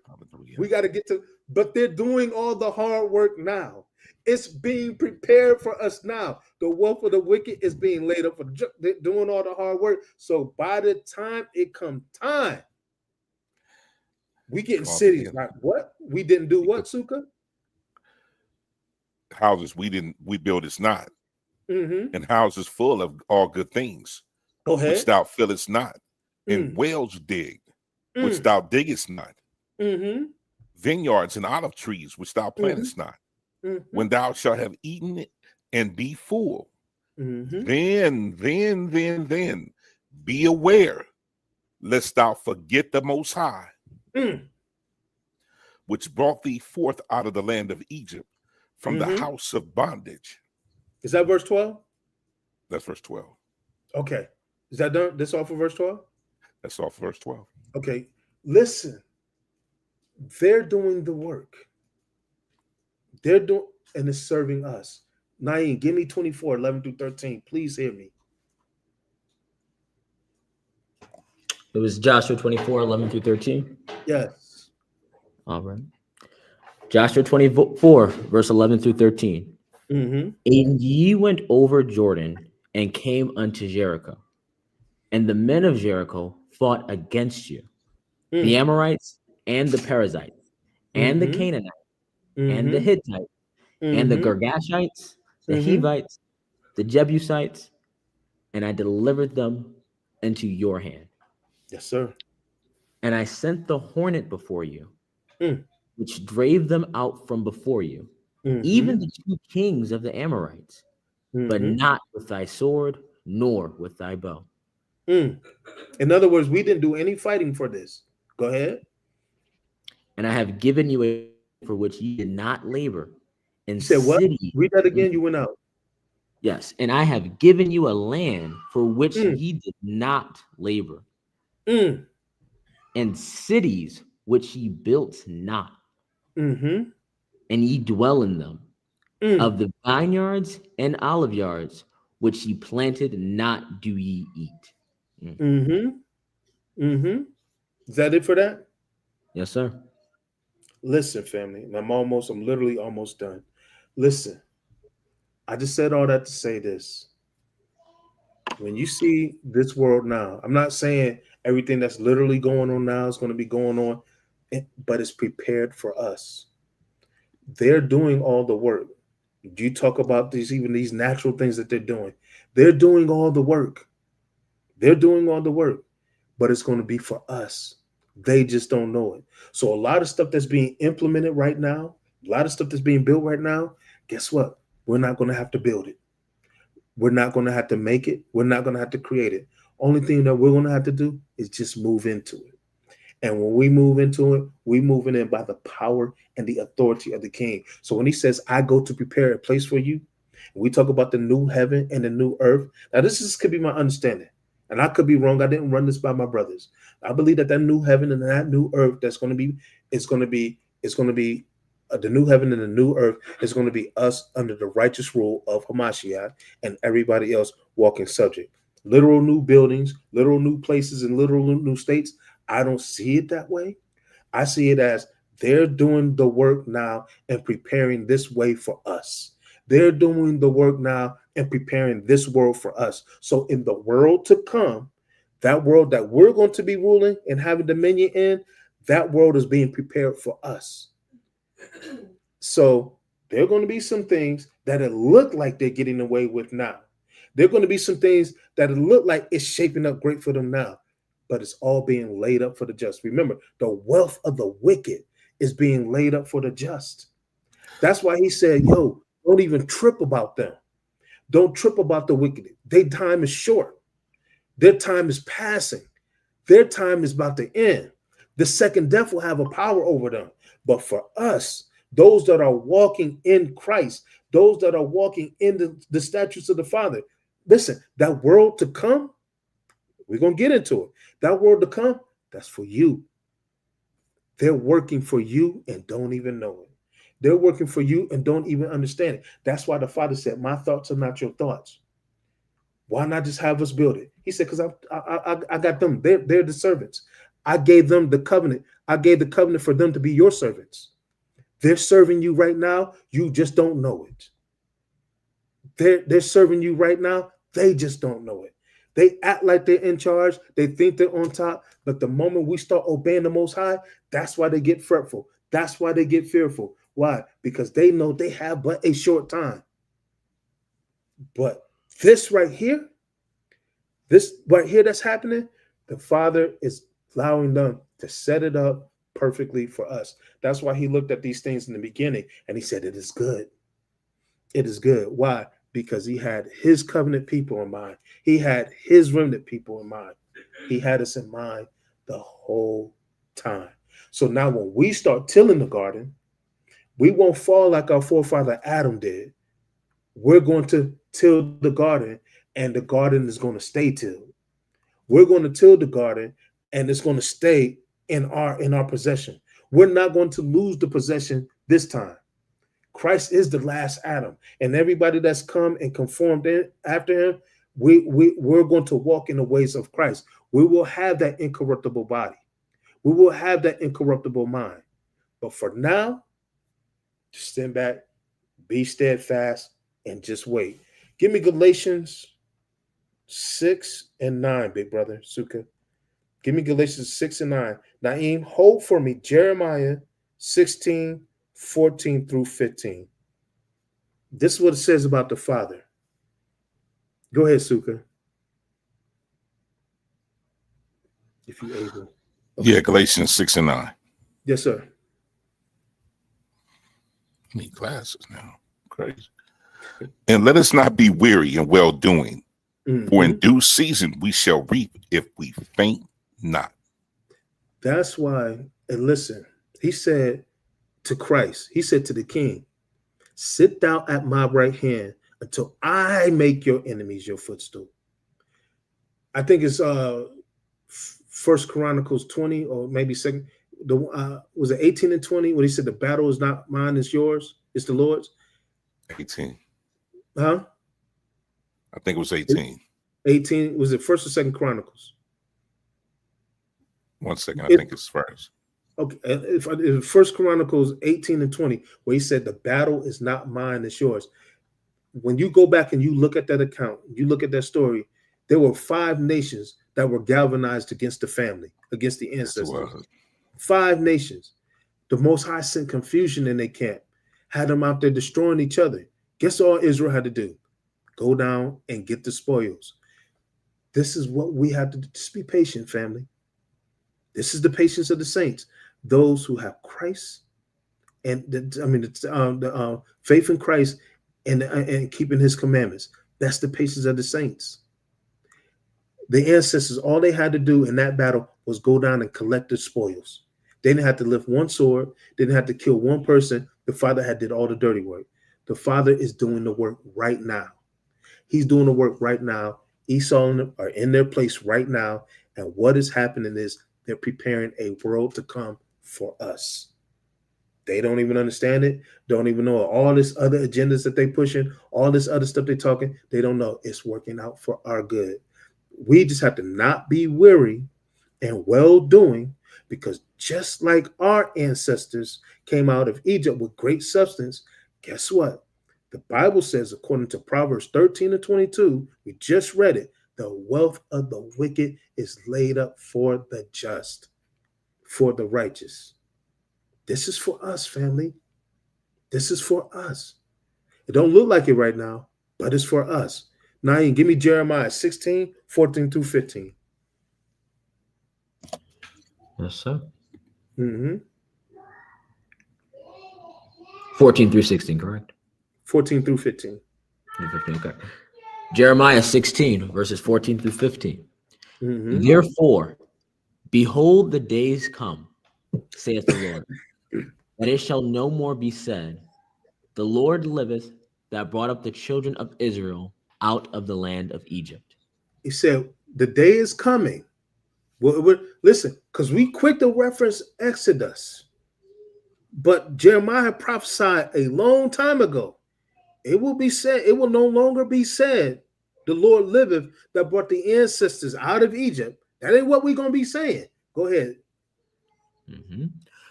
But the Lord liveth, that brought up the children of the land of Israel from the land of the north, and from all the lands whither he had driven them. And I will bring them again into their land that I gave unto their fathers. When you see in scripture the land of the north, it's not talking about a land that's literally north. It's talking about people that have been over you. It's talking about that. That's what it means, because it was talking about Babylon. When you look at Babylon and where Babylon was located in proxy to Israel, it was, I think it was in like a little bit towards the southwest, southeast, or something to that effect. I can't remember. I got to go look at a map. So when you're talking about the north, it's not talking about a land that's literally north. But what it says is that in this time, when the Father delivers us, it won't be talked about what he did to Egypt. It's going to be talked about how he delivered us from all these nations, how we came out with all this wealth, how we came out with all these blessings. Listen, don't worry about reparations now. According to Proverbs 13:22, it's laid up for the just. Don't worry about 40 acres and a mule now. According to Proverbs 22, it's going to be laid up for us. He's preparing the place. Let them do the dirty work. Let them do the excavation. Let them do the renovations. Let them do whatever renovations they got to do. The bottom line is the Father is getting this world prepared for us. Whether he do it and some things got to get blown up, whether some things got to get destroyed, however it happens, the end result is it's working out for our good. So what is going to be left is going to be for us.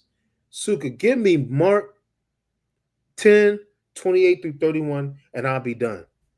This is a promise he told us. Mark 10:28-31. God.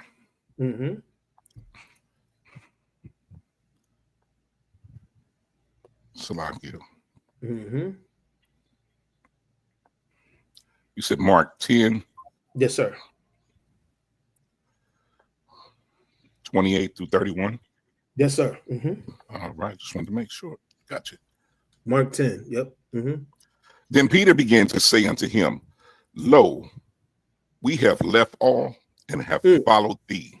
And Yahushua answered and said, Verily I say unto you, there is no man that has left house, or brethren, or sisters, or father, or mother, or wife, or children, or lands for my sake and the gospel's, but he shall receive 100-fold. Now in this time, houses and brethren and sisters and mothers and children and lands with persecutions, and in the world to come, eternal life. But many that are first shall be last, and the last first. Can you read verse 30 one more time? Khan, yes, sir. But he shall receive 100-fold. Now in this time, houses and brethren and sisters and mothers and children and lands with persecutions. So we're receiving these things. We're going to get these things now with persecution. But also, we're going to do what? And in the world to come, eternal life. In the world to come, we get that, and then some. We get the eternal life. Go ahead. But many that are first shall be last, and the last first. Listen, family. Just stay faithful. Just be encouraged. Just be steadfast. It looks like we're losing now. It looks like there's no benefit to serving the Most High. But the Father is using these circumstances to prepare a place for us. Don't get moved by every wind of doctrine. Don't get moved by Fox News or CNN or MS. Don't get moved by that. Don't be moved. Matter of fact, Suka, can you grab for me Isaiah 30, verses 1 through 3? Do not be moved by the counsel of the ungodly. Do not be moved by this. Isaiah 30, verses 1 through 3, if you can grab that for me, big brother. We are moved by the cloud of the Father. Yes, we are moved by the Spirit of the Most High. And the Most High is using them and the confusion that they're moving in to shape a world for us to come. That's what he promised our father Abraham. And that's what, for those that walk and are a friend of his, just like Abraham was a friend of his, the world to come is being built and prepared for us even until this very day. Christ said, I go to prepare a place for you. He said, as I see my Father working, I'm also working. Christ is working with the Father to help this place be prepared for us. Go ahead, big brother. Isaiah 30, 1 through 3. Woe to the rebellious children, said the Most High, that take counsel, but not of me, and that cover with a covering, but not of my Ruach, my spirit, that they may add sin to sin, that walk to go down in Egypt, and have not asked my mouth, to strengthen themselves in the strength of Pharaoh, and to trust in the shadow of Egypt.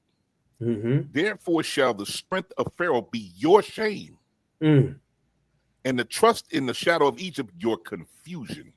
Is that it for that? That's it for that. Listen, do not let what anybody else say deter you from the voice of the Father. That's what happened in the garden. Another voice was presented. Another way was presented. We have the tree of life, family. We are being conformed to be the tree of life. We are that tree of life. We have the truth. We have the truth. Christ said, I am what? The way, the truth, and the life. He's the pathway through the Father, to the Father. So it may have some challenges. It may have some perils. It may look like we're not winning, but it's all working out for our good, family. It's all, do not, and I may be getting ahead of myself, but do not walk by sight. We really do walk by faith. Don't allow what it looked like to deter your faith, your confidence in what the Father said. With that, I yield. I hope something was said to encourage you. I was really just trying to encourage you all. Hope something was said to encourage you. With that being said, big brother, is there anything you want to add? Also, family, I will put the link in the chat. If anybody wants to come up on stage, if there are any questions, anything that you want to add, feel free to add that. But anything that you want to add, big brother? Beautiful lesson, brother. Beautiful. You walk my grass, my backyard, and everything. We had to talk about it, big brother. We had to talk about it. All praises. Brother Brooker. Yes, sir. Anything you want to add, young warrior? Yeah, no, I just think the message was fantastic from the way that you even began and opened, with the question of is it important that we understand how the Most High thinks? And, really walking it out from there, all the different scriptures that you went through in regards to he's preparing a place. And because his thoughts are above our thoughts, his ways are above our ways. And if we don't have understanding of that, the place he's preparing for us, it looks like we're marching right into captivity, or we're marching right into difficulty. It looks insane to us. But we know that to Jeremiah, while he was in captivity, he's told him, hey, I know the thoughts I have towards you, thoughts of good and peace, not of evil. So that's why we have to have an understanding of how he thinks and of his ways, and that his promise that he gave to our fathers never swayed and never changed. Also, just how you broke down with Esau and Jacob. So we know that Esau represents the world, or represents the Israel that's not Israel, right? The Israel that don't decide to obey the Most High. Yeah, another manner of people. Another manner of people, right? And looking at the promise they got, as opposed to the promise that we got, like it's. I'm just very glad you brought that out. I never made that connection before, in terms of how that promise breaks down, and you see that. You look at once with Jacob, when he gave birth to Joseph, right? Joseph, he goes into Egypt as a slave. He winds up walking out. Pharaoh, hey, I'm taking my next piece, give it to you. I'll take my ring and give it to you, right? Literally, that literal passing down. Literally that. Literally that. Yeah. Looked like he was losing. Yeah, exactly. Yeah. So this message was great. This message is very, very timely. And as it says in John 4, just do not lose faith, or do not lose courage, or don't let your mind be affected. I gotta go to the right one, but all praises. All praises. Well, right now we see anything from the chat. I don't know if Moray is coming up. I think he's just hanging out in the chat with the family. With that being said, Suka, is nothing else? Nothing else, my brother. With that being said, listen, family. Okay, so next week we have a loaded week.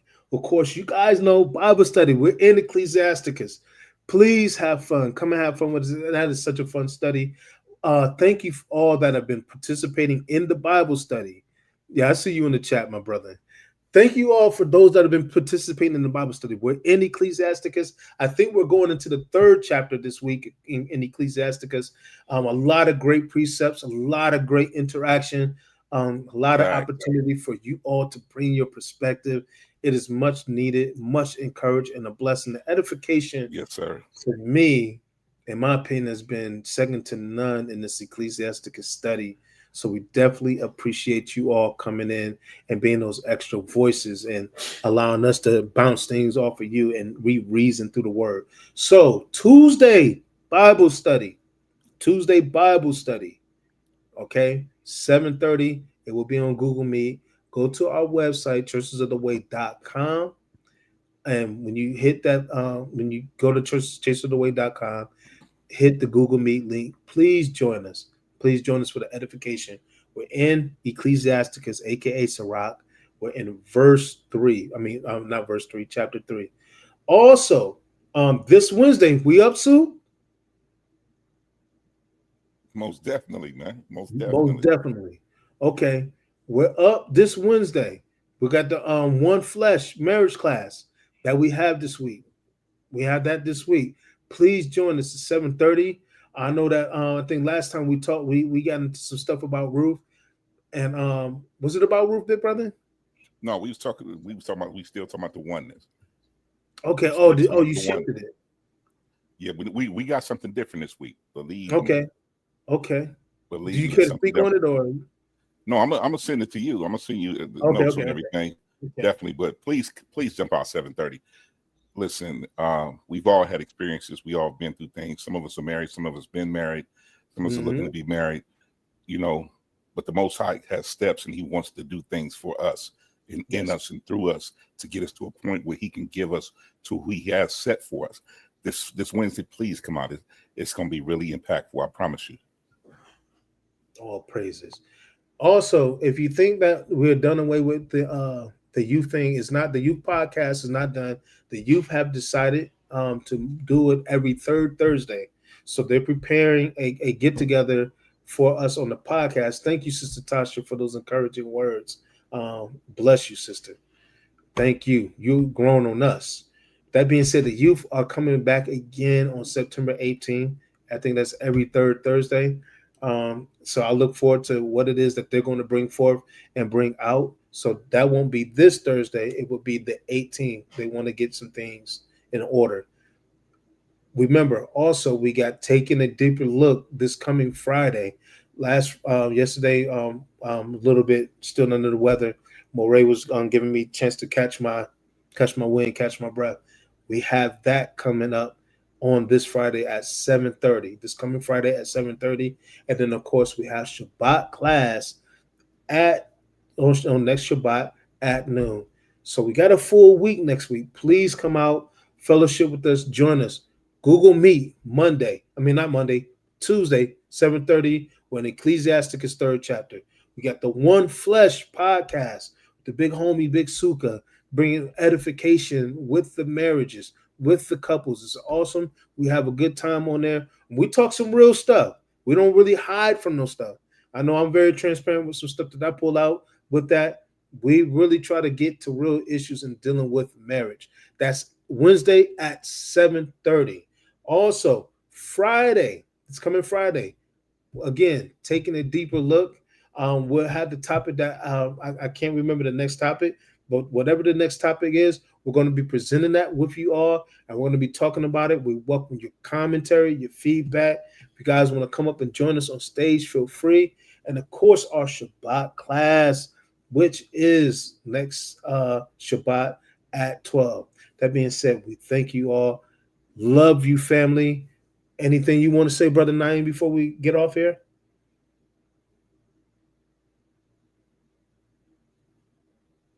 Might be quiet, might be on some. Yeah. Suka, anything else on your end, big brother? No, shalom, people. Shabbat shalom. Enjoy the rest of your Sabbath. Shabbat shalom, family. We love you all, family. Shalom. Go ahead, hit it, Suk. You got it. Look around, it is mighty too.